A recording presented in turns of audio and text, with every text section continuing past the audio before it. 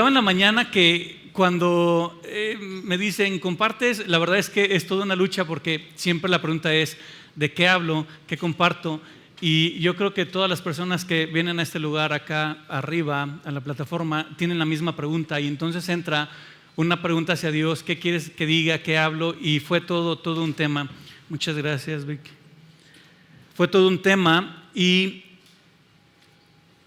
Dios me llevó a lo que es Primera Tesalonicenses, toda la carta, pero específicamente capítulo 5, versículo 16 al 18. Son 3 versículos bien pequeños, muy pequeños, pero con una enseñanza, con un mensaje increíble. Ahora, estamos hablando que es una carta. Yo no sé cuántos de ustedes recibieron cartas por escrito. Yo creo que tengo gente contemporánea, van a decir muchos que no, pero a mí me tocó recibir cartas por escrito. Tenía un hermano que vivía en Estados Unidos y nos mandaba cartas y luego nos mandaba fotos, pero nunca dólares. Qué mala onda. Pero esas cartas las leíamos y las leías y las leías porque había información que tú decías, wow, qué padre, ¿no? O qué importante saber cómo está, qué bueno que le está yendo bien, en fin. Pablo hace esto en las iglesias donde él levantó, donde él fue y llevó el mensaje de salvación, el mensaje de Jesucristo, el mensaje del evangelio, y les manda cartas con un propósito específico. Y el mensaje de hoy le puse siempre, en todo tiempo, en toda situación, porque parte de este mensaje es que vamos a ver en este capítulo.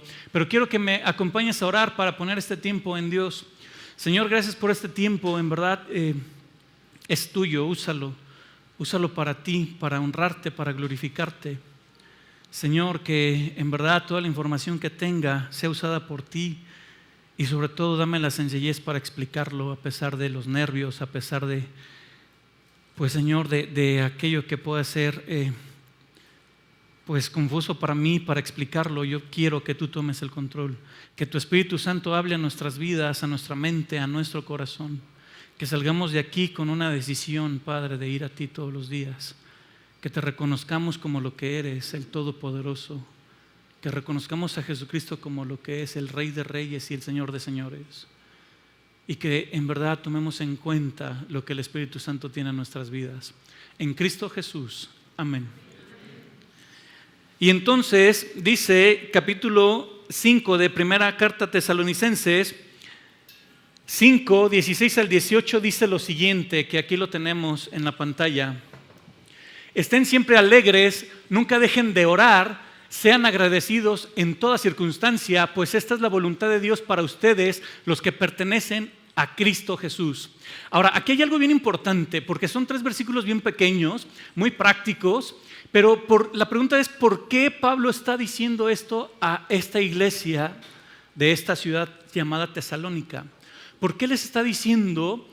La voluntad de Dios es que ustedes tengan gozo, que ustedes oren todo el tiempo y que tengan un corazón agradecido, que sean agradecidos con Dios. ¿Cuál es el propósito? Para comprender estos 3 pequeños versículos es necesario comprender los capítulos anteriores que vienen a esta carta.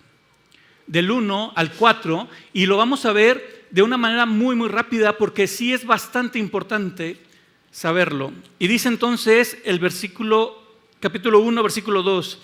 Siempre damos gracias a Dios por ustedes y continuamente los tenemos presentes en nuestras oraciones. Esta era una forma de Pablo de siempre saludar a la iglesia a quien se dirigía. Yo soy Pablo, soy fulano de tal y oro por ustedes y les mando saludos. Y aquí no es la excepción. Pablo está saludando y está diciendo, los recuerdo y oro por ustedes todo el tiempo. En el siguiente versículo 8 al 9 del mismo capítulo 1, y ahora la palabra del Señor está siendo anunciada partiendo de ustedes a gente de todas partes. Me voy a detener aquí un poco porque es importante saber el por qué les está diciendo Pablo esto a la iglesia, que está siendo anunciado el evangelio a través de ellos a todas partes. Y aquí es importante saber qué era Tesalónica, qué ciudad era esta, y para esto vamos a ver 2 mapas muy importantes en el tiempo en que Pablo mandó esta carta.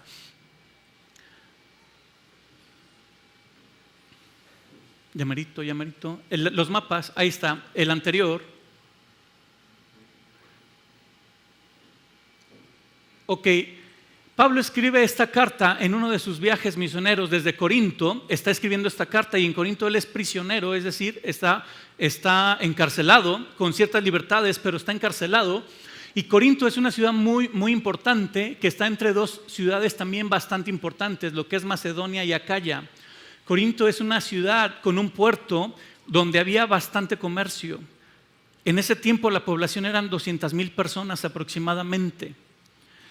Y esta ciudad tenía un cruce muy importante a lo que era Roma. Ahora sí podemos ver el siguiente mapa, por favor. Salónica o Tesalónica, este es un mapa mucho más actual, tenía un cruce importante para llegar a Roma. Y obviamente en aquel tiempo el Imperio Romano era bastante vasto, era bastante importante. Todo lo que habían conquistado eran territorios bastante inmensos. Regresamos al mapa. Corinto tenía una peculiaridad. Ellos no fueron conquistados por los romanos. Ellos voluntariamente fueron al Imperio Romano para ser gobernados por ellos. Esta acción es importante porque Roma les da muchísima libertad a esta ciudad. Le da libertad religiosa. Por lo tanto, en esta ciudad había muchísimas religiones y muchísimos cultos.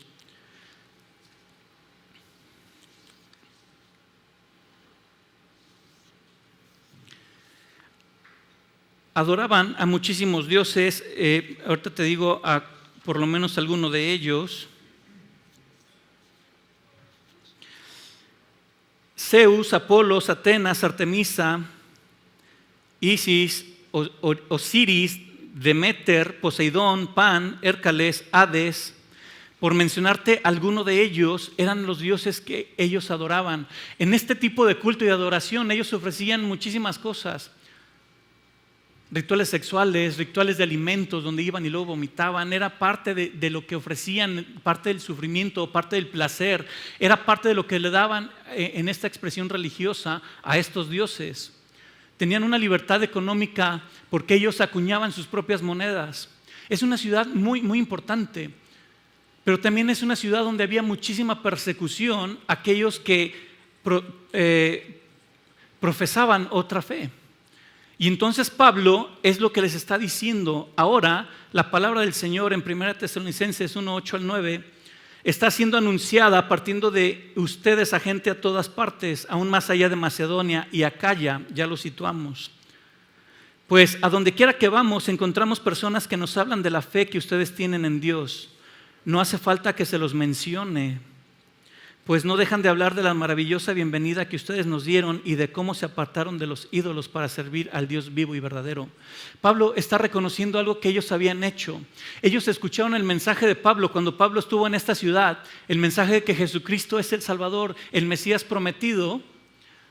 Y entonces Pablo estaba escuchando que ellos habían cambiado su vida, que ya no iban a estos recintos a ofrecer este tipo de sacrificios, entre otros tantos. El rumor de, wow, ellos cambiaron su vida porque escucharon de un Mesías, de Jesucristo, estaba siendo conocido en todas esas regiones.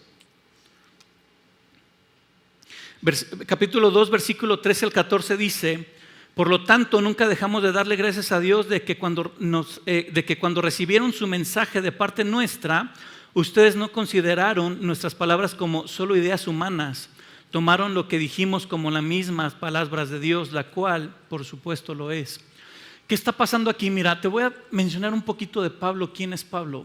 Pablo obviamente es un apóstol llamado por Jesucristo. Él conoce a Jesucristo, tiene un encuentro con Jesucristo entre los 20 y 25 años de edad. Pero antes de ese encuentro, Pablo era un perseguidor de la iglesia cristiana, de los cristianos.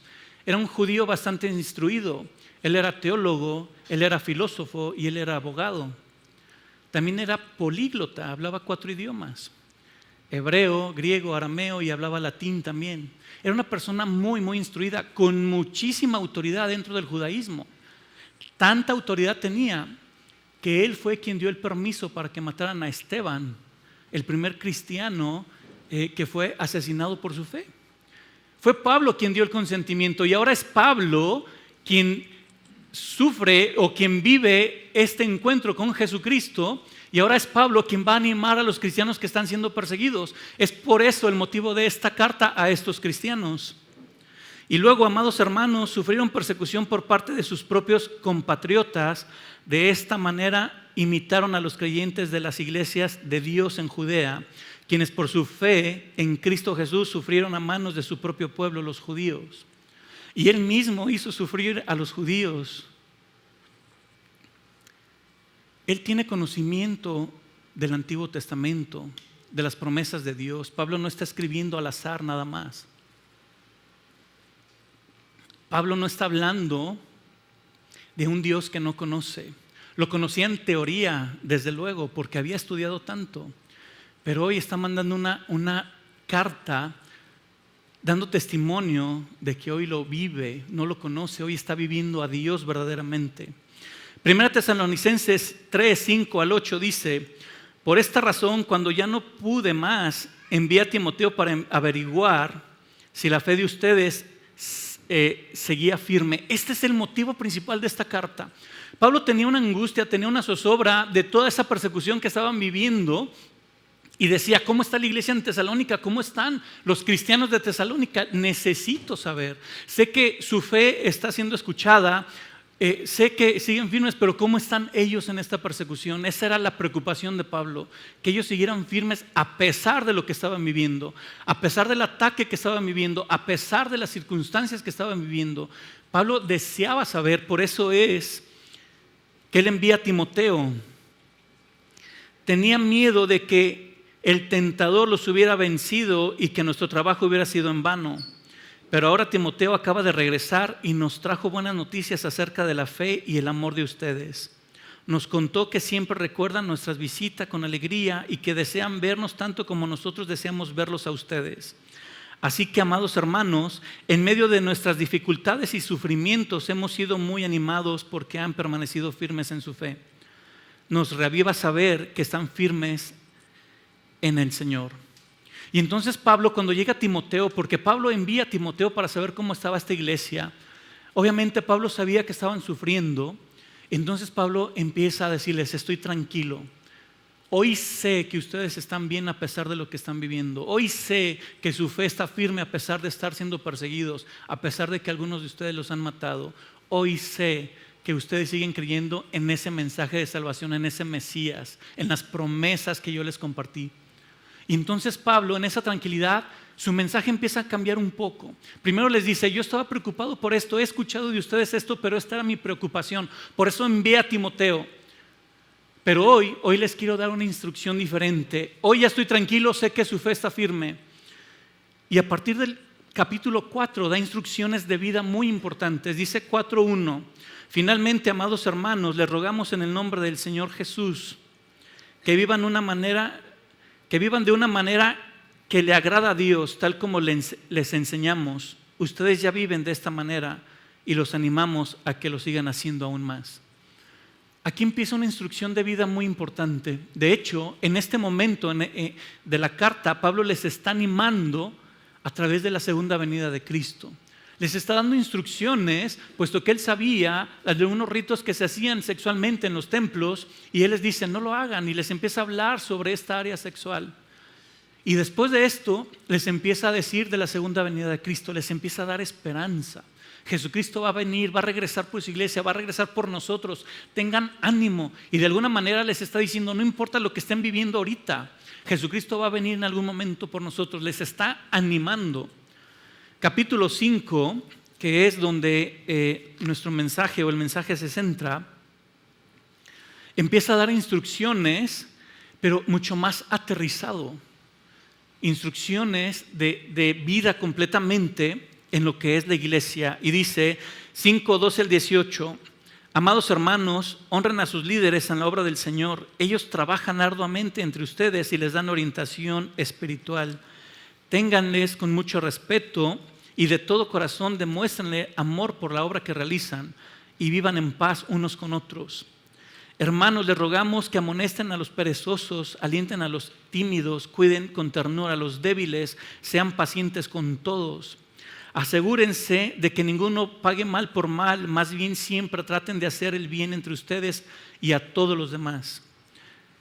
Hasta aquí estos versículos, la instrucción es del comportamiento de ellos hacia fuera, hacia los que iban a esta misma iglesia, hacia sus dirigentes o líderes espirituales, hacia sus pastores, hacia quienes les enseñaban el mensaje de Jesucristo. Ese comportamiento, esa instrucción de vida era hacia ellos. Pero 16, 17 y 18, la instrucción ya no es para con los demás. La instrucción es totalmente personal. Ahora Pablo les va a instruir en un proceso de vida muy, muy importante. Y aquí es donde entra y les dice el 16 al 18, estén siempre alegres, nunca dejen de orar, sean agradecidos en toda circunstancia, pues esta es la voluntad de Dios para ustedes, los que pertenecen a Cristo Jesús. Entonces, estos versículos tienen un significado todavía mayor.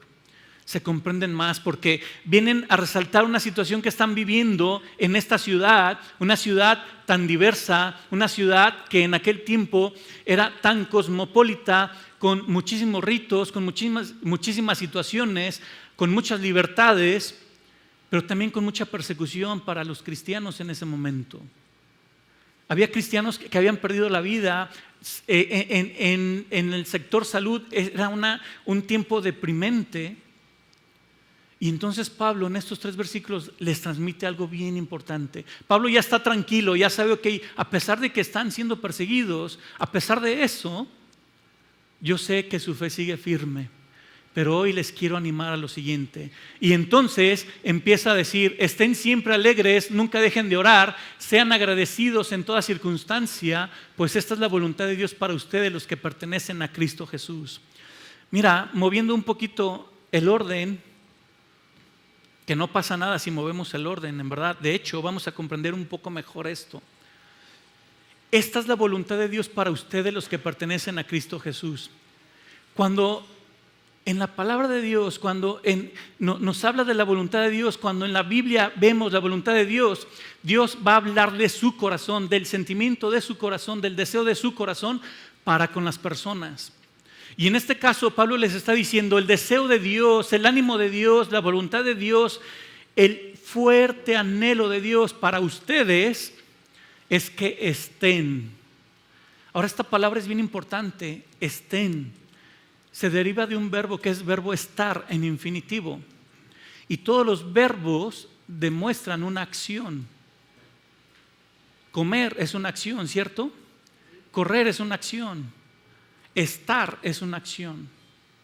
Ahora, eso es en infinitivo, pero aquí no está en infinitivo, aquí está sustituyendo a las personas, que ustedes estén. Entonces, ese verbo tiene otra función muy importante. Es una acción en voz activa, es decir, quien hace la acción va a ser la persona, por eso el verbo es sustantivado, es decir, el sustantivo mismo es el verbo. Y espero no enredarles, pero esto es bien importante comprenderlo. Porque la acción, cuando yo digo tú debes comer, estoy especificando la acción fuera de la persona, ¿cierto? Comer está aparte, aquí no. Aquí está, la voluntad de Dios es que nosotros mismos hagamos la acción.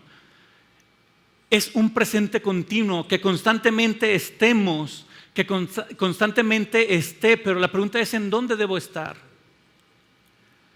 Ok, ya sé que la voluntad de Dios, el deseo de Dios, en verdad, el entusiasmo de Dios, el completamente anhelo ferviente, fuerte de Dios es que tú y yo estemos, que la iglesia de Tesalónica en ese momento esté. ¿En dónde? Siempre gozosos. Y entonces esa acción de estar siempre gozosos debe ser constante. Siempre no nos da una opción de ausencia de tiempo, es todo el tiempo debes estar gozoso. Y yo diría, pues qué fácil, ¿no? Leerlo es muy sencillo, ¿a poco no? ¿Sabes? Es que los conceptos que tenemos a veces nos estorban. Y aquí es donde Dios viene a romper conceptos y paradigmas, a veces religiosos, a veces sociales y hasta personales. Porque esa palabra gozo para nada significa feliz o felicidad. El concepto de ser feliz no existe en el Nuevo Testamento. No se maneja ser feliz en el Nuevo Testamento. Porque la felicidad, la definición de felicidad se somete completamente a mi estado de ánimo. A tal manera que si yo soy feliz es porque mi estado de ánimo está efusivo, ¿cierto? o porque recibí una buena noticia. Mi estado de ánimo va a depender de las circunstancias en que yo estoy viviendo, buenas o malas. Por lo tanto, mi felicidad puede ser pausada, puede ser arriba, abajo. Cuando tengo buenas noticias, cuando tengo malas noticias, no hay felicidad. Y el gozo es completamente diferente. El gozo no depende de tu estado de ánimo, el gozo no depende de tus emociones, el gozo no depende de tu razonamiento. El gozo depende completamente de la voluntad de Dios. Ahora, estar siempre gozosos, me gusta mucho esta definición de gozo que encontré, se las voy a leer tal cual, porque en verdad está bastante interesante. El gozo es una palabra que viene tanto del griego antiguo como del latín. Xapa es del griego y denota estar lleno de gozo, que no nos dice mucho, ¿verdad? Pero en el latín sí nos da un concepto mucho más interesante. Proviene de gaudum, que significa alegría, disfrute, placer. Denota el segundo fruto del Espíritu Santo. Y se pone de manifiesto por una profunda alegría espiritual en los corazones de los adoradores de Dios, siendo el Espíritu Santo una parte activa y presente en el Dios Padre y Jesús como Hijo, haciendo una tríada completamente perfecta, es decir, la Trinidad perfecta, la Trinidad en tu vida. Es una comunión en lo creado con el Creador, y aunque afecta el cuerpo, se produce en el alma del ser, en sus facultades más elevadas del alma, porque es donde radica el Espíritu Santo, cosas teológicas que no es el caso ahorita. Y su mayor virtud es ayudar a no perder el gozo al pasar por tribulaciones o circunstancias difíciles. No es una alegría pasajera por las buenas o malas circunstancias. Es una felicidad y una satisfacción permanente que permanece no de lo externo, sino de la fe interna y la comunión con Dios. Mira, en pocas palabras, lo que aquí está diciendo Pablo es: la voluntad de Dios es que tú te expongas al fruto del Espíritu Santo todos los días, al gozo del Espíritu Santo todos los días. La voluntad de Dios es que tú vayas y te enfrentes con el Espíritu Santo todos los días. Todos los días.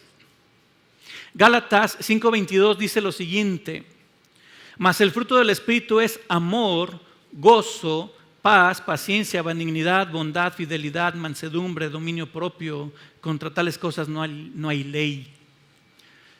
Lo que Dios está diciendo en este corto versículo, que su voluntad es que todos los días, constantemente, sin dejar de pasar un tiempo, tú te expongas al Espíritu Santo, que el gozo del Espíritu Santo esté en tu vida constantemente.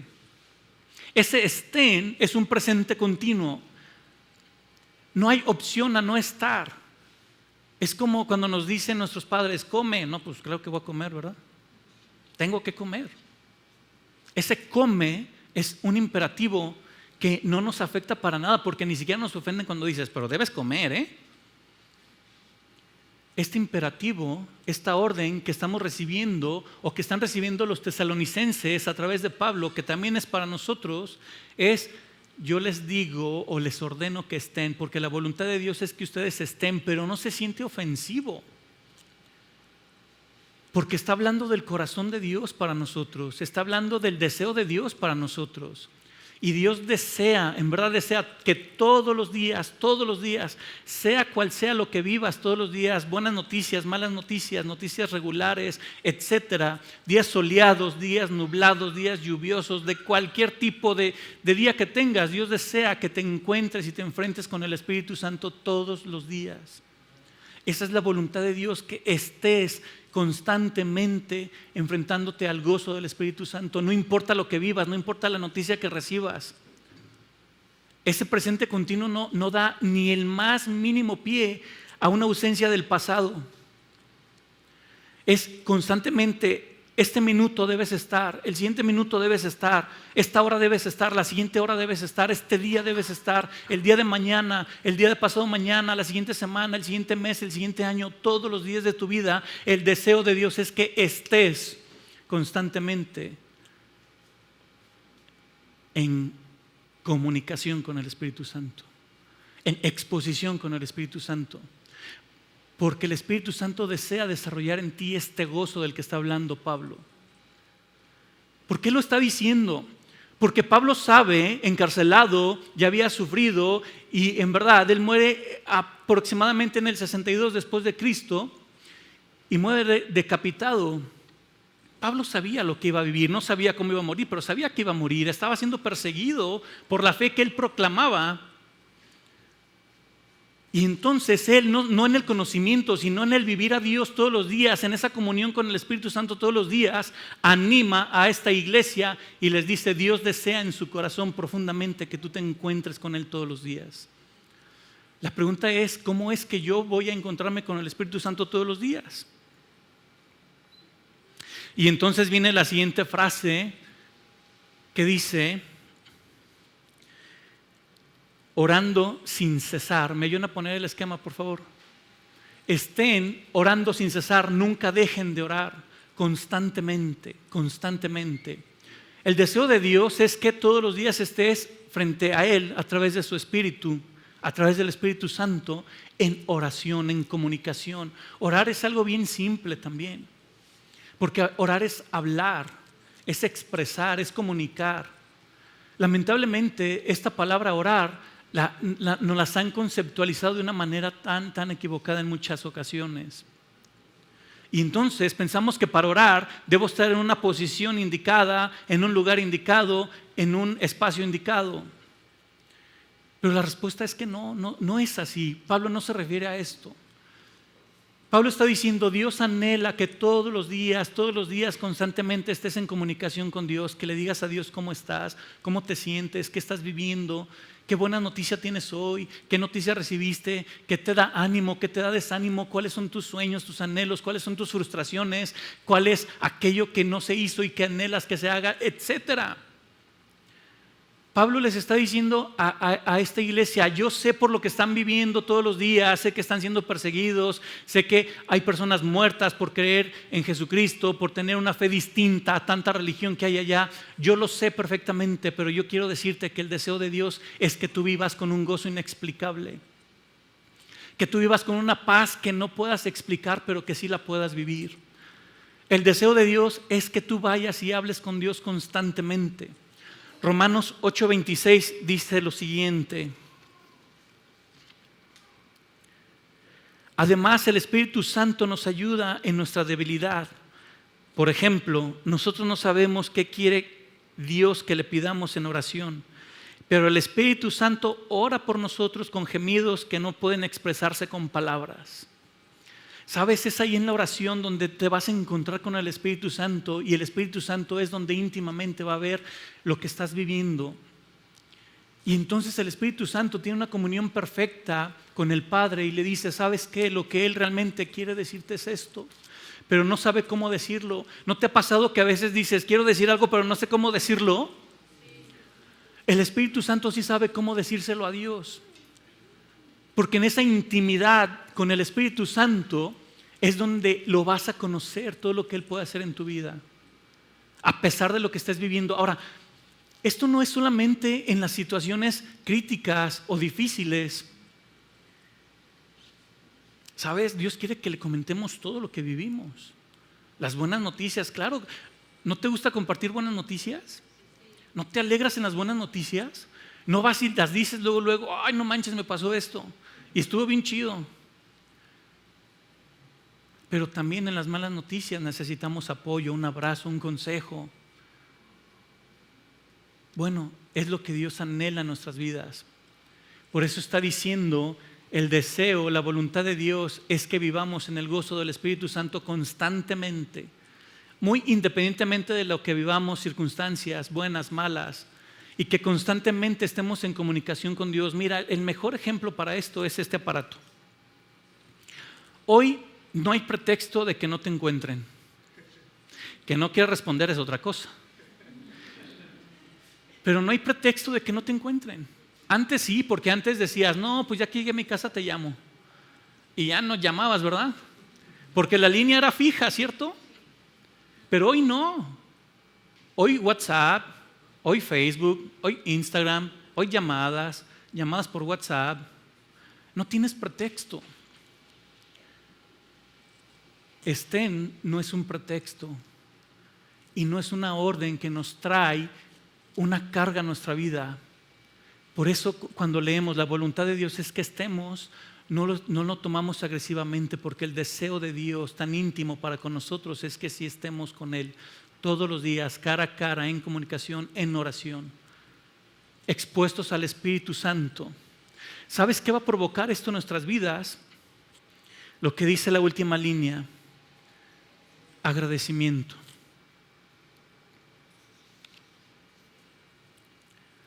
Dice la palabra de Dios: un corazón contrito y humillado jamás lo desprecia. Dios jamás lo desprecia.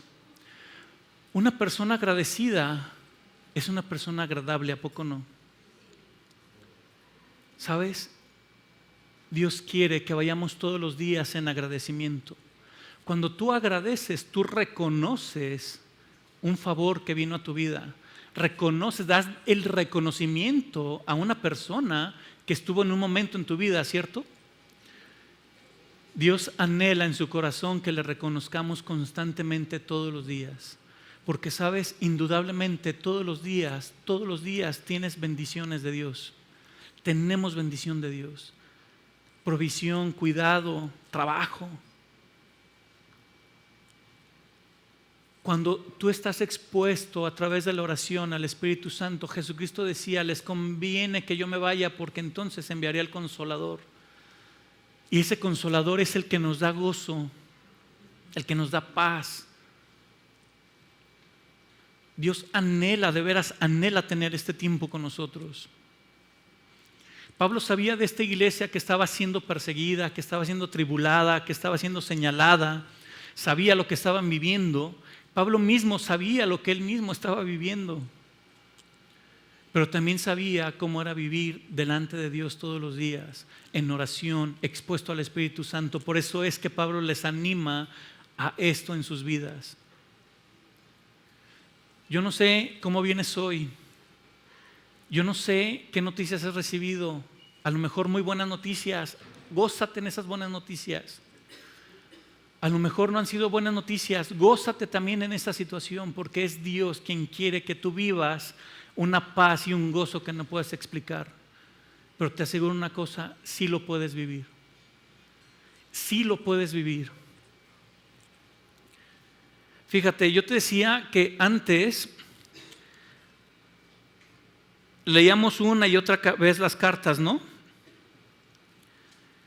Te quiero leer un mensaje, dos mensajes de hace casi un año. Casi un año, mi hermana estuvo bastante mal y el 20 de agosto es que ella parte con el Señor. Ella muere el 20 de agosto y yo mando este mensaje al chat que tenemos en la iglesia y a varios chats que tenemos o que tengo, donde les doy gracias por haber estado orando. Y dice: hola a todos, en este momento mi hermana ha partido con nuestro Dios. Mil gracias por cada oración, mil gracias por todo el ánimo y apoyo que he recibido de cada uno. Sin duda sigo creyendo que Dios es bueno y que su voluntad es buena, agradable y perfecta.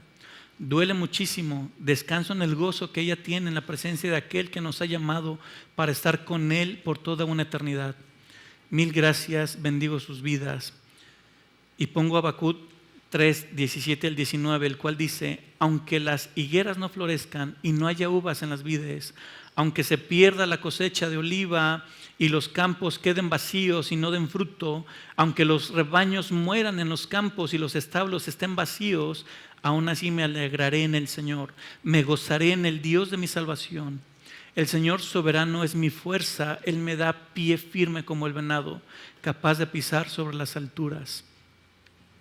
Solamente es cuando tú vas todos los días constantemente a Dios que Dios te va a preparar para cualquier noticia que recibas. Noticias buenas, claro, pero sabes, no siempre habrá buenas noticias. Y solamente tú podrás vivir el gozo que Dios te puede dar. No que te sientas feliz, porque el estado de ánimo en una noticia así es muy feo. Pero sí que tengas paz y que tengas gozo. Y entonces después mando días después, ya al momento de regresar, ella vivía en Phoenix, y pongo: hola iglesia. Quiero agradecer cada mensaje, cada oración, las oraciones por mi hermana. Realmente viví un milagro más en su vida. El domingo que llegué a Phoenix pude entrar al hospital y verla. También pude platicar con el doctor. Y me dijo que no comprendía el por qué seguía viva, que ella debió haber muerto 2 semanas atrás. En ese momento pensé, gracias Dios, gracias por escuchar cada oración. También me dijo que no había nada por hacer, solo restaba esperar. Los tiempos de Dios son perfectos y aunque a veces suelen no ser los nuestros, no los entendemos.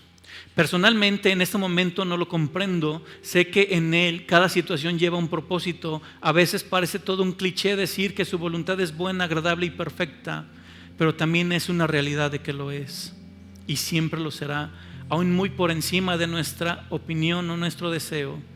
Es verdad lo de la prédica del domingo pasado. Quisiéramos manejar la agenda de Dios, y es que Armando había hablado sobre este tema un domingo antes. Gracias, mil gracias por ser intercesores ante Dios. Gracias por cada una de sus oraciones. Pude ver la respuesta de ellas en el momento adecuado. Los amo y agradezco a Dios en la iglesia en que me ha puesto, por las personas que me han rodeado y por cada cariño que me han demostrado. No dejo de orar, no dejemos de orar. Dios siempre responde y siempre está atento a nuestro clamor. He terminado mi tiempo acá en Phoenix, regreso a Guadalajara mañana por la noche. No puedo negarles que hay dolor en mi corazón y lágrimas. Y sé que Dios dará el consuelo, la paz y gozo necesario. Me gozo saber que su palabra es verdad, que sus promesas son fieles porque Él es fiel. Ahora mi hermana ya goza en las promesas y mi corazón tiene descanso. No importa lo que puedas vivir.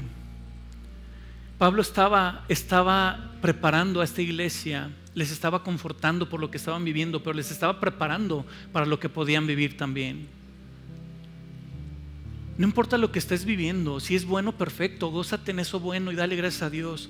No importa si es malo, no te preocupes, si son malas noticias, si son circunstancias adversas, no sé, no te preocupes. Tienes que ir constantemente a Dios, tienes que estar siempre delante de Dios, porque es ahí en la oración, en enfrentarte día a día al Espíritu Santo, donde Dios va a preparar el corazón para cada noticia, donde Dios va a preparar tu día. El salmista decía: oh Señor, de mañana oirás mi voz, de mañana yo me voy a presentar delante de ti y voy a esperar.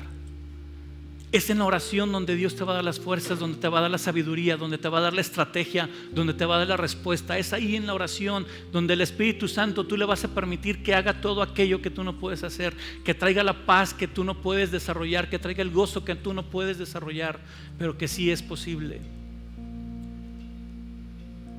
El apóstol les decía algo bien importante. ¿Me pones el diagrama, por favor? Esta es la voluntad de Dios para ustedes. Ahora la pregunta es: ¿quiénes son ustedes? Y la respuesta está enseguida: los que pertenecen a Cristo Jesús.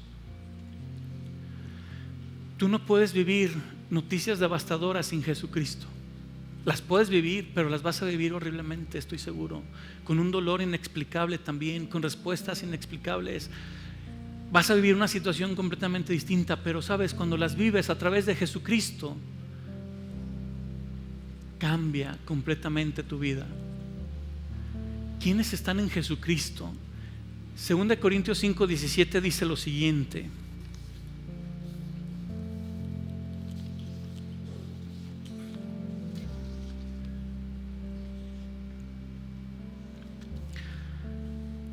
esto significa que todo el que pertenece a Cristo se ha convertido en una persona nueva. La vida antigua ha pasado, una nueva vida ha comenzado. ¿Quién está en Jesucristo? Aquel que es salvo, aquel que escuchó el mensaje de salvación y aceptó ese mensaje en su vida. Juan 1:12 dice: mas a todos los que le recibieron, aquel que creyó en el nombre de Jesucristo, le ha dado la autoridad de ser hecho hijo de Dios. Es en ese momento de creer que tú pasas a pertenecer a la familia de Dios. Yo pertenezco a la familia González Rivera. Tú perteneces a una familia por nacimiento, ¿cierto? Tú le perteneces o le vas a pertenecer a Dios en el momento que tú tomes la decisión de tener a Cristo en tu vida. Y entonces con Cristo en tu vida desarrollar gozo, paz, desarrollar una vida de oración, de comunión con Dios, de exponerte al Espíritu Santo, de tener un corazón agradecido, es posible.